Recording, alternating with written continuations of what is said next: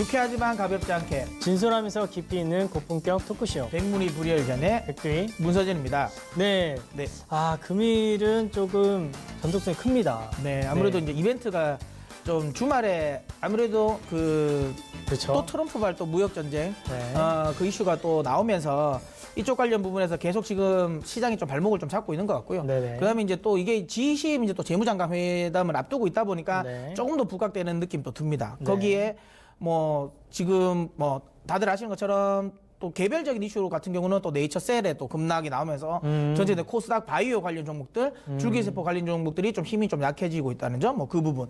그 다음에 또 이제 FMC 회의를 또 앞두고 있지 않습니까? 네. 우리 시각으로는 뭐 22일 새벽에 발표가 나올 건데 어쨌든 FMC 회의를 앞두고 있으니까 또 거기에 대한 또 경계 매물도 나오고 그러니까 전체적인 부분이 이번 주 주초는 조금은 이제 시장이 약간 보수적으로 움직일 것 같긴 합니다. 뭐 그래서 요 부분을 이미 이제 시장 참여자들 특히 외국인들은 조금 더 이제 반응을 하고 있다고 보시면 될 것 같아요. 그래서 외국인 수급이 뭐 그렇게 좋진 않고 오히려 뭐 하락을 하고 있는 부분이죠. 하지만 매도 규모 자체는 그렇게 크진 않습니다. 맞습니다. 이 정도는 뭐 그냥 제 개인적인 생각에는 코스닥 같은 경우는 사실 3월 달에 거의 쉼없이 올라왔으니까 네. 거기에 따른 약간 차익 실현 매물 소화 과정이라고 저는 생각이 들고요. 네. 일단 어쨌든 그 빌미가 앞에 이제 향후 있을 이런 이제 글로벌적인 이벤트를 빌미 삼아서 조정을 보이고 있는데 이게 추세적으로 뭐 흔들릴지는 좀 더 지켜봐야 될 거고요. 저는 개인적으로는 추세적인 흐름은 아닐 거다. 단기적인 흐름이라고 생각하고요. 어쨌든 방향성은 지금 현재 상승 흐름을 유지하고 있지 않을까. 혹시라도 뭐 지금 구간에서 이 현금이 만약에 많으신 분이 없으시겠죠? 없으시겠죠? 원래 사실 개인 투자자분들이 이런 말 제일 싫어하지 않습니까? 그러니까 뭐 조정을 이용해서 매수를 하라. 그거 사실 없거든요.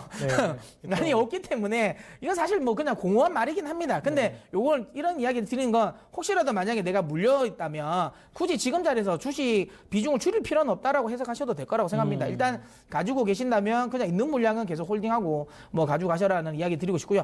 혹시라도 뭐 현금이 진짜 많이 있으신 분들은 오히려 지금 구간에서는 계속 매수 포지션을 유지하셔도 되지 않나라고 생각합니다. 네. 네. 지난 주말의 이유가 결국에는 이제 보복 관세를 네. 이제 얘기를 했죠. 그런 부분이 어떻게 보면 이제 무역 전쟁이 약간 현실화될 수도 있다라는 그런 우려가 좀 퍼지면서 아무래도 이제 증시에 대해서는 좀 보수적으로 좀 접근하는 게 아닌가, 외국인이나 기관이나 그렇게 접근하는 게 아닌가라고 생각됩니다. 금일 외국인 같은 경우에는 선물 쪽에서 2,400억 정도 매도를 하고 있어요. 그만큼 약간 좀 변동성이 좀 커질 것이다라는 거에 좀 베팅을 하는 것 같다라고 생각하시면 될 것 같고, 그럼 또 거기에 걸맞게 또 환율도 좀 많이 급등을 하고 있습니다. 네. 호주 달러가 엄청 급등 나왔거든요. 그러니까 그 네네. 급락이 난 거죠. 호주 달러 급락 나오다 보니까 원화 역시도 이제 지금 이제 거기에 반응하는 게 아닌가 생각합니다. 네. 그리고 아무래도 아까 말씀하셨던 대로 여러 가지 이슈가 또 많지 않습니까? 그렇죠. 이번 주에는. 아무래도 이제 FOMC도 있고 G20 재무장관 회의도 네. 있고요. 또 막 뉴스를 봤는데 이제 푸틴 네, 장기 대통령이 집권. 장기 집권을 또 하고 네. 중국은 또 이전에 뭐 나왔지만 또 시진핑이 또 네. 장기 집권을 하게 그 됐습니다. 왕치산 부주석이 이제 나름 이제 충성맹세까지 이제 네. 해가지고 네. 거의 뭐 독재 체제를 공고히 하게 가면서 일단 어쨌든 글로벌적으로 좀 이벤트가 좀 많은 한 주인 것 같긴 합니다. 네, 맞습니다. 네, 그런 이벤트 때문에 아무래도 지금 증시가 약간은 흔들리고 있지 않나라고 저는 생각을 하고 있습니다. 네, 그러면 이제 오늘은 이런 많은 이벤트 중에 지금 현재 시장에 좀 중심이 되고 있는 무역 분쟁과 관련된 부분을 조금 더 소위 말하면 이제 방향성을 좀 더 명확하게 할 수 있는 이벤트를 오늘 저희 게스트로 모셔서 한번 분석해 보도록 하겠습니다. 네.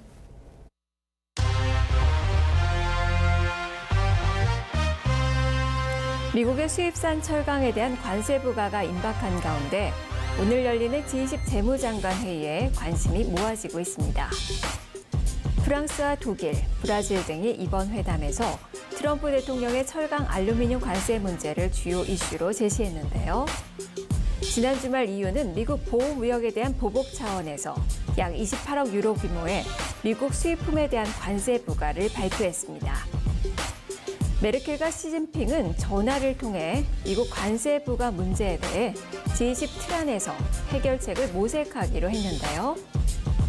모두의 주목을 받고 있는 G20 재무회담, 어떤 투자 전략으로 대응하면 좋을까요? 오늘의 게스트는 G20 재무장관 회의 퓨리브입니다.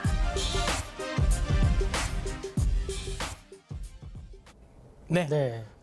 확실하게 이제 G20 재무장관 회의가 원래 이제 한참 이제 주목을 받았을 때가 유로존 리스크가 막 터졌을 때는 네. 엄청나게 시장이 주목을 받다가 한동안 별로 관심이 없었던 그렇죠. 예, 이벤트였거든요. 근데 최근에 이제 미국발 이 관세 보복 이 이슈가 나오면서 이제 다시 한번 이 무역 그러니까 G20 재무장관 회의가 좀 이제 좀 관심을 받고 있는데요. 네네. 일단 제가 먼저 이 관전 포인트부터 한번 살펴보도록 하면 네. 뭐 뭐니 해도 자 미국의 관세 부과에 대해서 이제 주요 국가들이 어떻게 반응하냐가 가장 중요하지 않겠습니까? 그렇죠. 그러니까 이게 뭐 사실 이번에 대표적인 뭐 의제가 될 거라고 봅니다. 물론 이제 주최국인 지금 아르헨티나 같은 경우는 안 했으면 좋겠다라고 이야기를 하고 있거든요.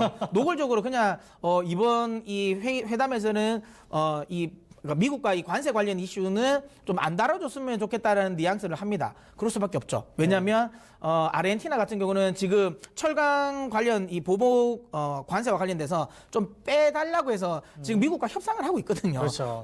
그러다 보니까 속된 말에 이제 미국의 심기를 별로 건드리고 싶지 않다는 거예요. 그래서 이제 이쪽 부분과 관련돼서 좀 약간 이제 미국 편 좀 서는 느낌이 좀 들긴 한데 결국에는 저는 뭐 이런 생각을 합니다. 이번에 사실 이제 가장 그러니까 이 포인트 자체가 G20 재무장관에서 무역 분쟁과 관련된 이슈가 나온다는 거 누구나 다 아는 건데 이게 저는 개인적인 생각에는 이겁니다. 그러니까 약간 미국과 중국의 쉽게 말하면 편 찾기, 편을 찾는 어떤 쪽이 편이 찾아지냐. 라인 세우기. 예, 그러니까 제가 보기 그런 거 그냥 뭐 어릴 때 네. 이런 거 뭐 이게 술래잡기 게임하면 네. 뭐 납이 나서 여기 붙어라 이런 거 많이 하지 않습니까? 네. 미국 쪽, 중국 쪽 해서 어느 쪽에 붙을지. 제가 보기에는 약간 그 패권 다툼이기도 한 것 같은데요. 네. 그럴 수밖에 없다는 거죠. 지금 딱 느낌이 그거잖아요.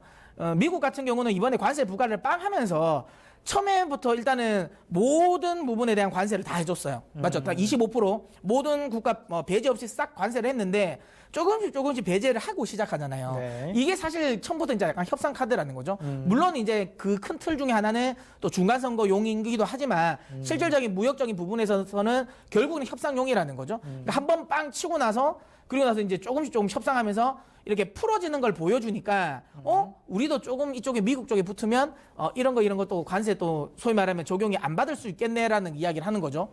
자 그러다 보니까 또 이제 중국도 가만히 있지 않지 않습니까? 네. 중국도 유럽과 이제 또 서로 이제 하면서 미국이 너무 잘못됐기 때문에 이 부분은 우리가 같이 동맹을 해서 미국을 공격해야 돼라고 해서 중국 역시도 지금 현재 본인의 지금 편을 지금 자꾸만 끌어모으고 있습니다. 네. 그런데 여기서는 좀 명확해지는 게 보이는 게 뭐냐면 일단 기본적으로 편이 갈려지는 건 유럽 쪽은 최근에는 미국향 매출보다는 사실 중국향 매출이 좀 더 높거든요. 그러다 보니까 유럽 쪽은 사실 조금 중국에 조금 붙는 느낌이 들고요. 그냥 남미를 비롯해서 나머지 이제 미국향 매출이 좀 더 높은 나라들은 오히려 미국 쪽이 좀 편을 붙는 느낌.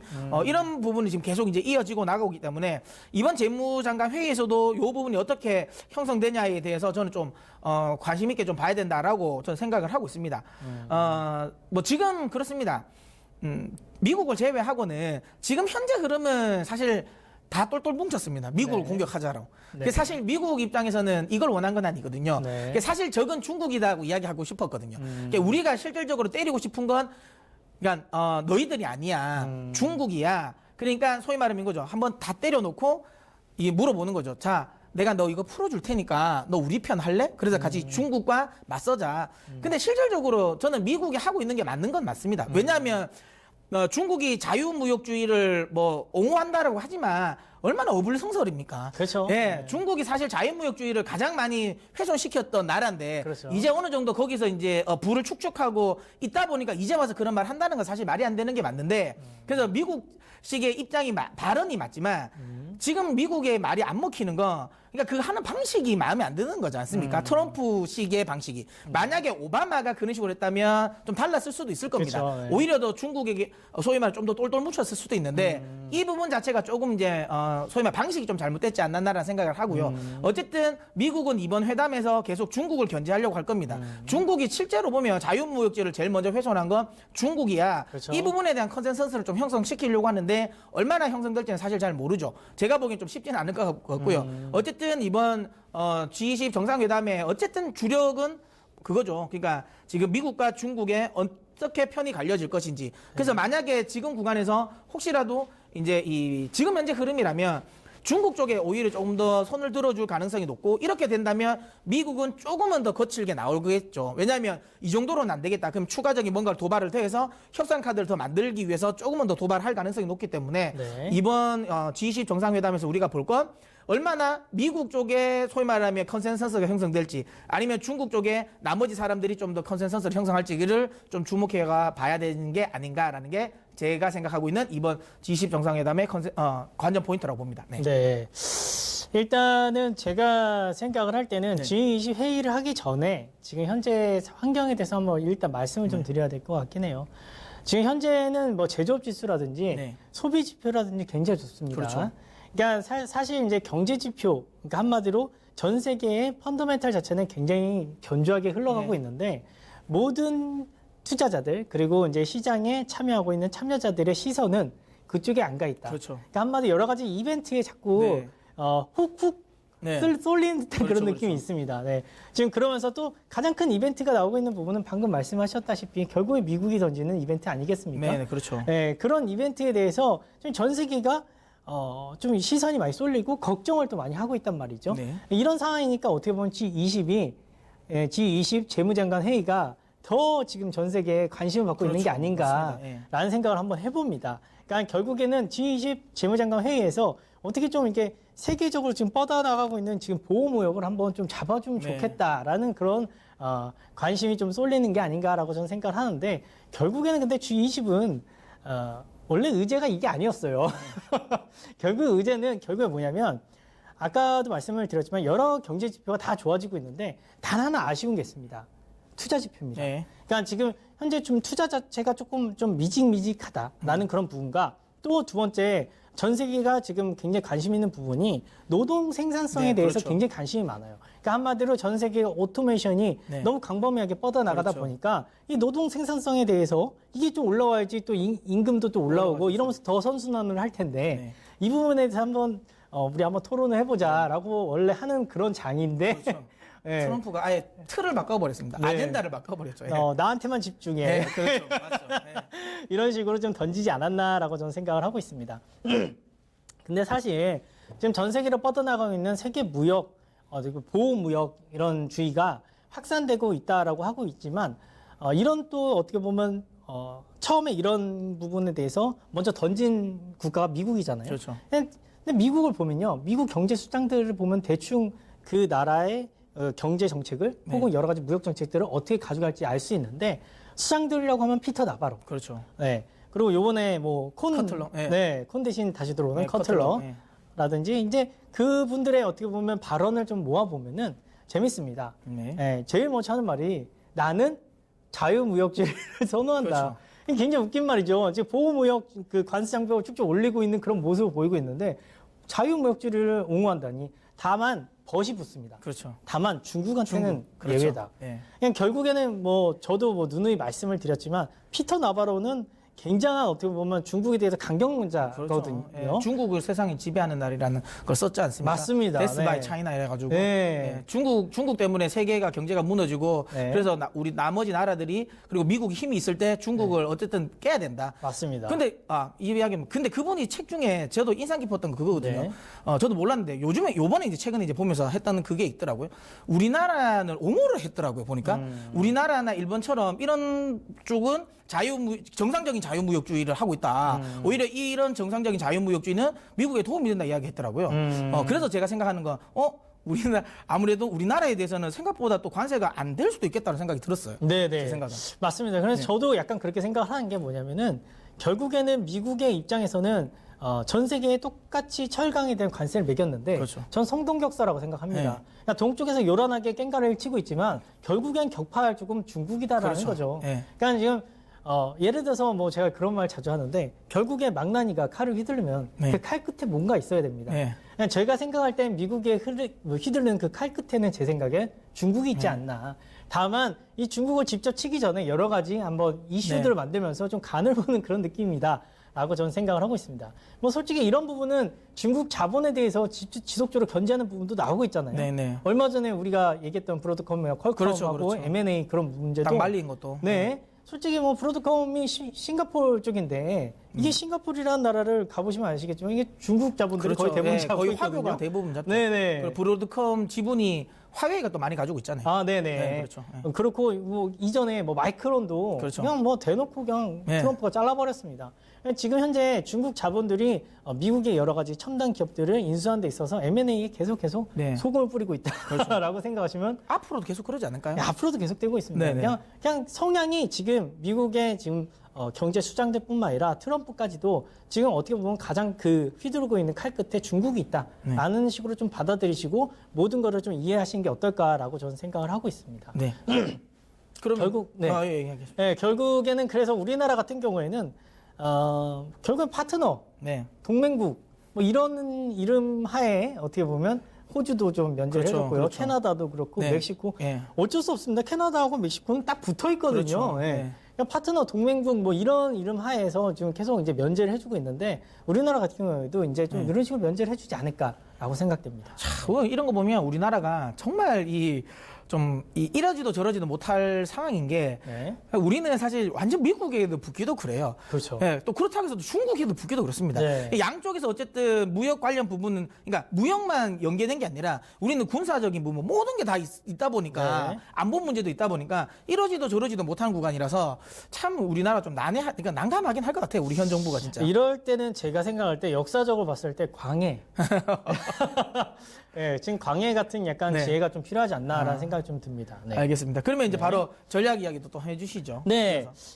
결국에는 제가 생각을 할 때는 지금 현재 그 미국의 칼끝에 중국이 있다라고 말씀을 드렸는데 결국에는 이제 위안화 부분에 대해서 지속적으로 압박을 가고 있다라고 생각을 하고 네. 있고 마치 뭐 위안화도 지속적으로 절상이 되고 있습니다. 근데 과거 우리 1980년대 좀 생각을 해보시면은 레이건 대통령 때 1985년도 플라자 네. 합의를 하고 일본의 엔화를 절상을 시켰죠. 그렇죠. 그때 일본의 엔화가 한국 돈보다 더 크게 빠르게 절상이 되면서 우리나라가 굉장히 경제적인 이득을 그렇죠. 받습니다. 그래서 제가 생각을 할 때는 지금 결국에는 제 생각엔 중국과 미국의 전쟁에서 우리나라가 잘만 하면. 잘만 하면은 진짜 광해 전략처럼 네. 청과 명을 알아서 잘 네. 명을 배제하고 그럼 청으로 가야 되는 거죠.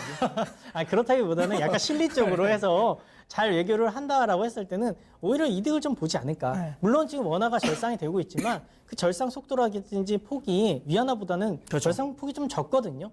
따라서 이런 쪽으로 해서 우리나라가 좀 이득을 볼 수 있다. 그리고 여러 경쟁 산업 쪽에서 이득을 볼 수 있다라고 생각하시는 게 어떨까라고 저는 생각을 하고 있고요. 네. 최근에 이제 중국하고 경쟁하는 여러 가지 산업군들 중에서 특히 국영제 같은 경우에는 예. 지금 뭐 거의 다 폭락을 했습니다. 네, 맞습니다. 뭐 물론 오늘 철강 쪽이 약간 반등을 하고 있습니다. 네, 한미 FTA 3차 협상이 끝나고 네. 나서 철강 쪽 관세 부분은 좀 이제 그렇죠. 좀 풀어지지 네. 않을까라는 그런 기대감이 좀 녹아져 있는 것 같긴 한데. 자동차는 또 더 내렸고. 네, 맞습니다. 근데 결국에는 제가 생각할 때 소재나 산업재 이런 부분이 너무 많이 폭락을 했는데 이런 부분에 대해서 좀 과도한 우려가 있었다라고 저는 생각을 하고 있습니다. 그래서 지금은 그런 쪽으로 해서 좀 관심을 가져보시는 게 어떨까라고 생각됩니다. 네.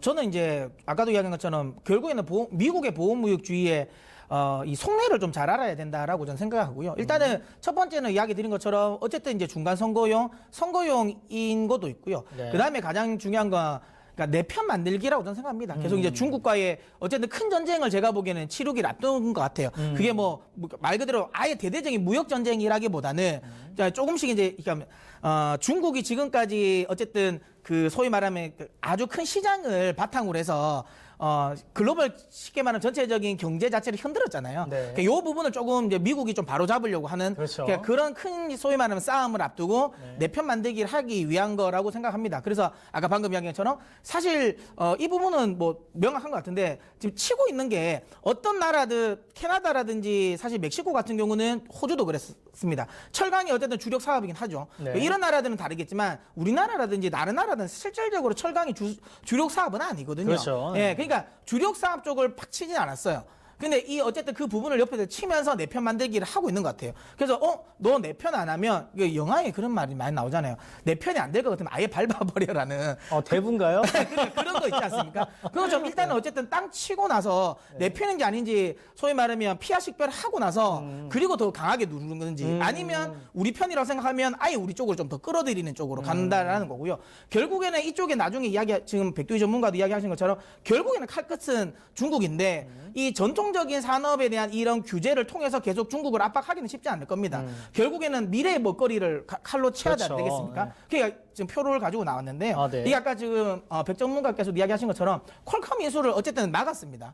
근데 최근에 트럼프 대통령이 취임하고 나서 많은 M&A를 다 제동을 걸었어요. 근데 보시면 딱 보시는 거 반도체 장비, 금융 서비스, 인터넷 지도, 반도체 미디어 솔루션 전부 다 신관련 부분이거든요. 신기술. 4차 산업 관련 부분이잖아요. 네. 근데 옆에 국적을 보십시오. 상대국이 다 한 명 빼고 코리아를 제외하면 다 중국입니다. 네. 그러니까 예전에 오바마 정부 때 상당 부분 중국 쪽에서 소위 말하면 반도체 기술 같은 것들 M&A를 엄청나게 많이 시켜줬거든요. 그래서 사실 중국 반도체라든지 그 디스플레이 업종들이 엄청나게 많이 성장을 했지 않습니까? 그러니까 이 부분을 이제 지금 이제 트럼프 정부는 막아버리겠다는 거죠. 이제 네. 더 이상 안 돼라고 이야기 드는 거고요. 저는 개인적으로 중국 입장에서 가장 큰 타격은 지적재산권 관련 부분일 겁니다. 사실 샤오미가 굉장히 많이 크긴 했지만 네. 실질적으로 만약에 미국이 이런 지적재산권을 가지고 만약에 들어댔을 때 샤오미가 이렇게 지금까지 앞으로의 성장성이 있을까요? 저는 그런 가능성이 없다고 생각하거든요. 그러니까 중국 내의 주요 기업들 특히 가전업체들, 그다음에 첨단 IT 관련 업종들이 미국이 지적재산권 관련 부분으로 만약에 치고 나가버리면 쉽지 않다는 점. 저는 개인적인 생각이 그겁니다. 그러니까 관세 관련 부분으로 인해서 어느 정도 본인들의 미국의 소위 말하면 이 우방을 피하 식별하고 나서 그리고 본격적으로 칠 때는 제가 보기에는 이 지적재산권을 비롯한 이쪽 부분을 직접적으로 칠 겁니다. 그러면 사실 그 관련 업종들의 그러니까 중국 내에 그 관련 기업들의 주가는 제가 보기엔 좀 흔들릴 가능성이 높다고 보고요. 이때 반사로 제가 보기에는 우리가 얻을 수 있는 건 오히려 우리 쪽이다.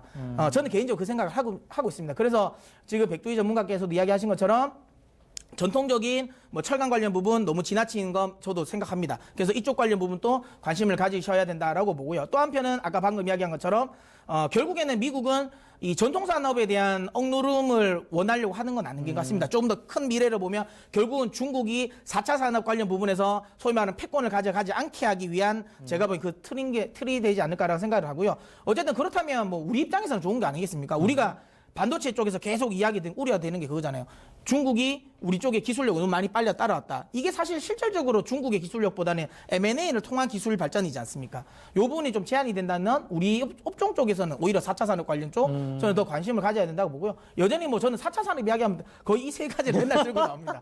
삼성 SDS, 고영, 그다음에 이제 RS 오토메이션인데요. 어쨌든 네. 이 관련 부분은 계속 관심을 가지시고 최근에 반등세도 많이 나왔습니다. 오늘 좀 조정을 주고 있지 하지만 오히려 이 조정을 저는 매수의 기회라고 보셔도 될 것 같고요. 지금 계속 이야기하는 거 원래 이번에 의제 자체가 노동 생산력이 둔화된다는 거거든요. 이게 결국엔 오토메이션 때문입니다. 이거 세계 글로벌적인 전체적인 흐름입니다. 이거 무시할 수 없기 때문에 이쪽 관련은 저는 계속 관심 가져줬으면 좋겠습니다. 시장이 아무리 하여가를 외쳐도 네. 네. 단신가? 전문가님은 단신가로 대답을 하시네요. 네. 하여가 대 단신가였습니다. 네. 그럼 일견까지 바로 말씀해 할까요? 주시죠. 저는 일견을 구검복밀이라고 했는데요. 사실 이거 구밀복검이잖아요. 제가 좀 바꿨습니다. 그러니까 지금 이제 트럼프가 입에는 칼을 물고 있지만 오히려 배에는 제가 보기에는 꿀을 지금 준비하고 있는 것처럼 우리 막 엄청나게 거칠게 관세 관련 부분은 하지만 우리 편이 됐을 때에 제가 보기엔 달콤한 보상을 가지고 있다. 그래서 이 부분을 저는 잘 파악해야 된다라고 보고요. 그러니까 이 부분이 그러니까 아예 대대적인 무역 전쟁 이쪽으로 레드라인을 넘을 가능성은 크지 않다라고 생각하고 있고 그다음에 이 부분에서 우리가 줄만 잘 선다면 저는 우리 오히려 주요 산업 쪽은 호재가 될 거라고 보기 때문에 크게 이 부분은 저는 우려하지 않으셔도 되지 않나라고 생각합니다. 네. 네. 저는 이제 일견을 투자 수익을 결정짓는 것은 끊임없는 불확실성이다라고 네. 했습니다. 이거 조지 소로스라고 네. 제가 정말 좋아하는 투자자가 얘기한 건데 저는 이런 말을 되게 좋아해요. 결국에는 우리가 주식 투자를 한다는 것은 리스크 테이킹을 한다는 그렇죠. 것입니다. 그러니까 리스크라는 게 어떻게 보면 불확실성이거든요. 근데 그런 부분에 대해서 테이킹을 지속적으로 해야지. 그리고 거기에 대한 공부를 당연히 해야 되겠죠. 네. 하고 테이킹을 했을 때 그 다음에 올 수 있는 게 하이 리턴이거든요. 그렇죠. 그러니까 지금 너무 약간 좀 변동성이 크다라고 해서 너무 걱정하지 마시고요. 불확실성이 크다 해서 걱정하지 마시고 경제 자체는 우상향으로 간다라고 생각하시고 흔들릴 때마다 좀 과감한 일단 결단이 필요하지 않나라고 생각됩니다. 네. 그러면 네. 오늘 저희가 준비한 내용은 여기서 마무리하도록 하겠고요. 자, 지금까지 백문이 불여일견의 문서지 백두였습니다.